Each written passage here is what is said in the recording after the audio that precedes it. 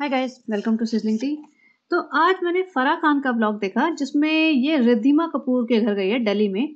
रिद्धिमा कपूर की बड़ी सी कोठी है और काफ़ी अच्छी एक्सपेंसिव कोठी है इनकी साउथ दिल्ली में। जो कुछ बातें मैंने नोटिस की वो ये है कि जो फराह खान है वो दिलीप को हमेशा साथ रखती है, पूरी फुटेज देती है और उससे रिस्पेक्टफुली बात करती है, फन वे में। आई मीन उसका मजाक उड़ाती है बट शी नेवर डिसरिस्पेक्ट्स हिम। और जैसे मैंने पहले भी पुराने पॉडकास्ट में कहा है कि दिलीप को इसने काफ़ी मतलब हेल्प की है। Dilip comes from a very small village and he is a cook eight Farah Khan home, but वो सबके साथ उसको इंट्रोड्यूस कराती है और उसको पूरी फुटेज देती है। एंड दिलीप को अभी जो लाइमलाइट मिली है because of being in her vlogs, उससे उसको बहुत बेनिफिट मिल रहा है। उसको बहुत सारे दो चार एड्स भी मिल चुके हैं ऑलरेडी। और ऑब्वियसली इसको जो लाइमलाइट मिली है उस वजह से ये अपना यूट्यूब चैनल या इंस्टा अकाउंट खोल सकता है and he can start uploading his own videos and he can generate revenue on them. But thing is, जो ये रिधिमा कपूर के घर गए हैं और रिधिमा कपूर ने जिस तरीके से इसका वेलकम किया है, इन दोनों का वेलकम किया है, and she was looking very humble and grounded person. और जो इसके यूट्यूब पे कमेंट्स आए ना इस वीडियो के नीचे, everybody is saying that she is very humble, she is very grounded and she welcome everybody so politely. इसने दिलीप को भी हक किया एंड दिलीप से बातें कर रही है। Basically she is now appearing in a movie with Kapil Sharma. तो ये इमेज चेंज करने के लिए किया गया है सारा, और पब्लिसिटी के लिए। बेसिकली मूवी आने वाली है तो शी नीड्स पब्लिसिटी। अब इससे पहले she appeared in fabulous lifes of Bollywood wives and she was very bitchy and nobody liked her and people kind of sidelined her. Even though Shalini Prasad, she came from a family background where nobody belonged to Bollywood or TV industry. So basically when this show came, nobody knew anything about Shalini Prasad. Only after being in this show, people came to know about her, and she became hero of the show because of her styling, because of her body language, because of her, you can say, silliness or naive nature. People started liking her, और उसकी wealth Riddhima Kapoor से multiple times ज्यादा थी।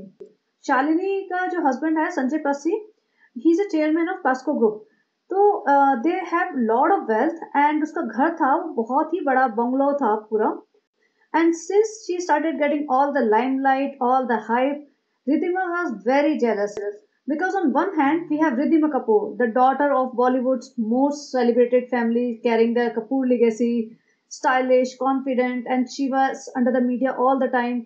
On other hand, we have Shalini Prasad, Delhi's well-known socialite and fashion icon, but people were not knowing her personally because she was not in the limelight. And maybe Riddhima always wanted to shine because she was coming from Kapoor family. उसे लगा होगा कि मेरे को तो इतनी privilege मिलेगी ही मिलेगी and all the focus will be on me. But that didn't happen, unfortunately, yes, because all the limelight was shifted to Shalini and Riddhima was overshadowed by her. In fact, everybody who participated in Bollywood Wives, they were overshadowed by Shalini. Shalini has her own personality. Even I was so impressed by her personality because at that age she was like 48, 49. She disclosed her age and she was like very, very close to 50. And she used to take dancing classes, she used to take singing classes, she used to take I don't know what kind of art classes and all, and she used to keep herself busy. Or because it at that age what happens is most of the women feel that they don't have anything to do because she has a lot of help at home and she doesn't have to take care of the household chores. And she has one son who was in college at that time, so she was all by herself. So instead of wasting her life and wasting her time, she started developing some hobbies and passions, and she tried to focus on those hobbies like fashion. She is a fashionista, absolutely fashionista, because whenever she appeared on shows, or she in fact appeared in Kapil Sharma show, and she was stunning. Every look of hers was different. So this actually podcast is not for praising Shalini Prasad, but since Riddhima Kapoor also participated in that show, and I have seen real nature of Riddhima Kapoor in that show, so this was a contrasting behavior. This was completely contrast to what she was there in Fabulous Lives of Bollywood Wives. वहाँ पे she was very बिची, she was kind of arrogant, and I could see the rivalry, jealousy. तो अभी यहाँ पे इतना humble nature दिखाने की क्या जरूरत है? Only because of her movie, क्योंकि अब उसको अपनी इमेज ठीक करनी है, and she might want to do some more movies later in future. अभी इसको अपनी बेटी को भी लॉन्च करना है। देखो, इसकी शादी हो गई थी काफी पहले, when she was very young, may be early 20s में। एंड लाइक कपूर खानदान का एक वो था ना कि Raj Kapoor never wanted his daughters and daughter in laws to appear in movies, because we all know how he used to treat his actresses. If you look at movies like Ram Teri Ganga Maili and Satyam Shivam Sundaram, those movies were made in 70s or maybe 80s, and those movies we all know what he used to show. So basically he did not want anybody to treat his daughters and daughter-in-laws the same way he treated his own heroines. तो इस वजह से उसका एक condition थी, strict condition Kapoor खानदान में, कि इनके घर की बहू बेटियां मूवीज में काम नहीं करेगी।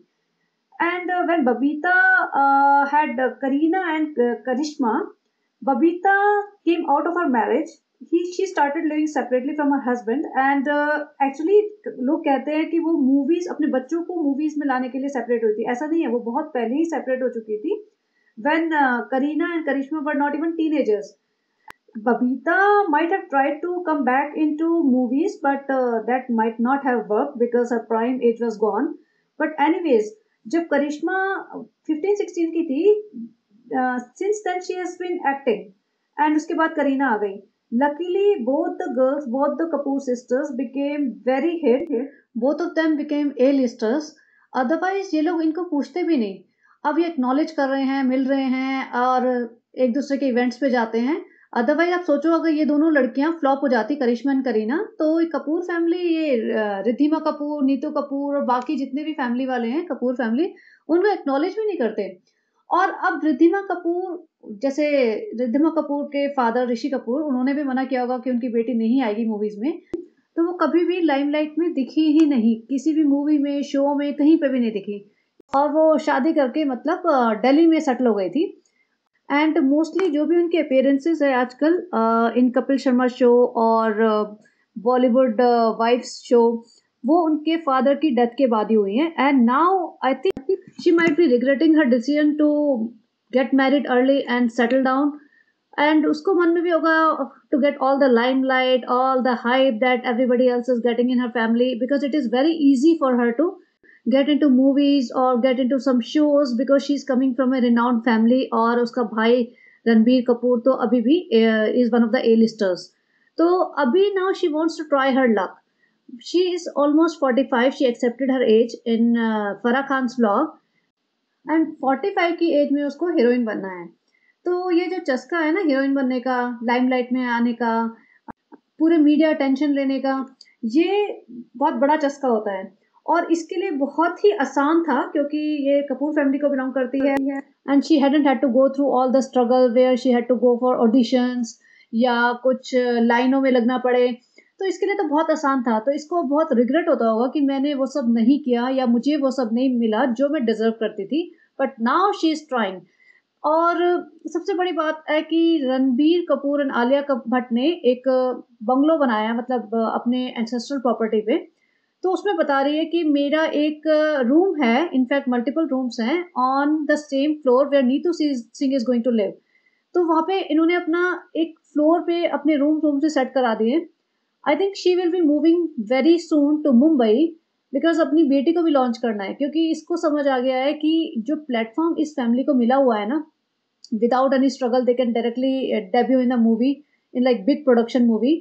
तो वो चांस क्यों लूज करे, क्यों मेहनत करे, क्यों बिजनेस में इतना दिमाग लगाएं जब मूवीज करके इतना पैसा, because there is lot of money in movies, और इतनी फेम मिल जाती है। And even though if your movies are not working, you can be active on social media, you can do shows, there are so many ways to earn money if you are a popular face.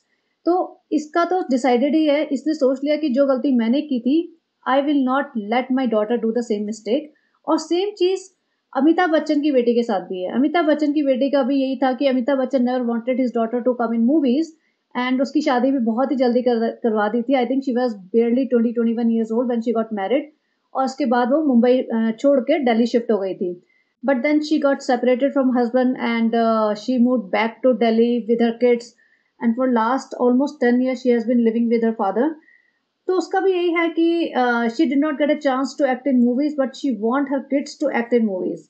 She want her kids to be actor and actresses because it's lot of money, easy money, lot of fame, and limelight. So she did not want to lose that chance, especially when you can get that platform so easily.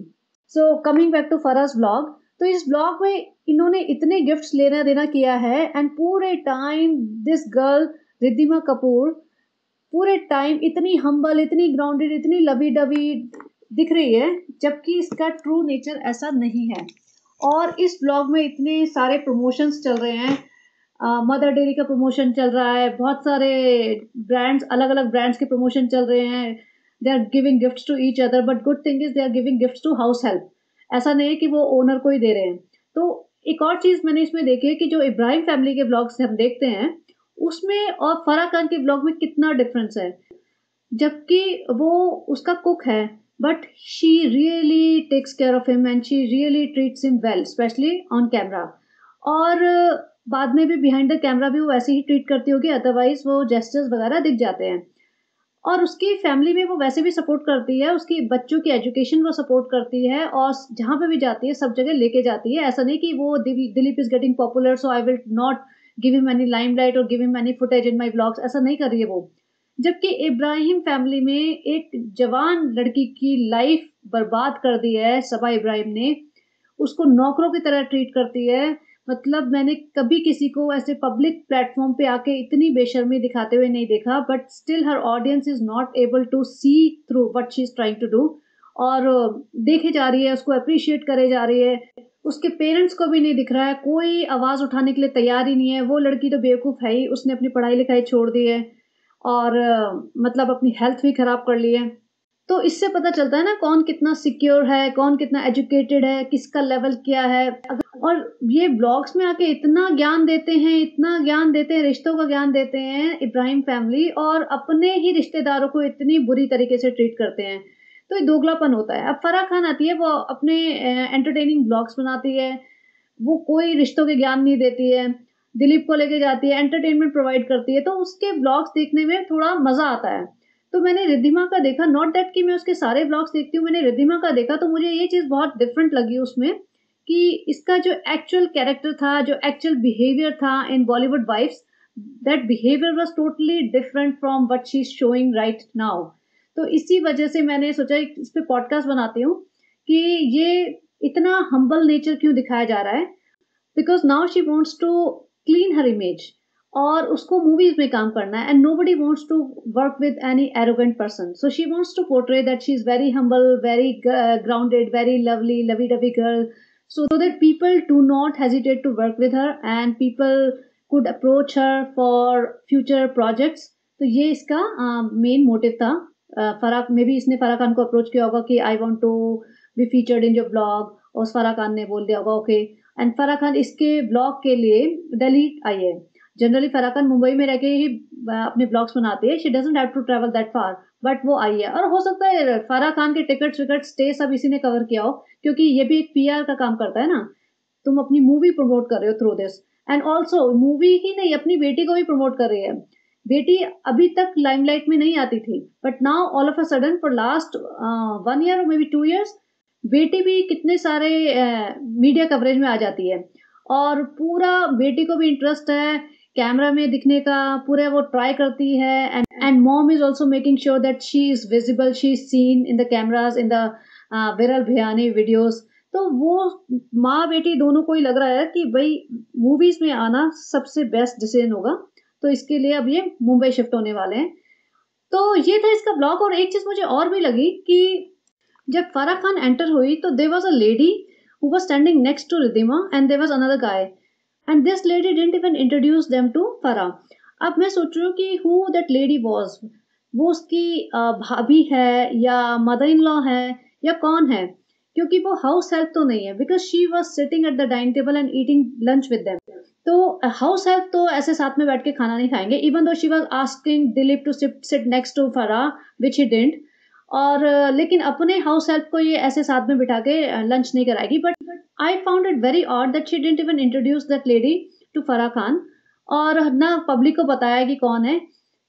तो ये सारा जो blog था वो basically movie के लिए promotion ही थी और अपनी इमेज क्लीन करने की एक कोशिश थी। So that's it and let me know if you like this podcast, your feedback means a lot. And कल मिलेंगे सबा इब्राहिम के ब्लॉग के साथ और उसके रिव्यू के साथ।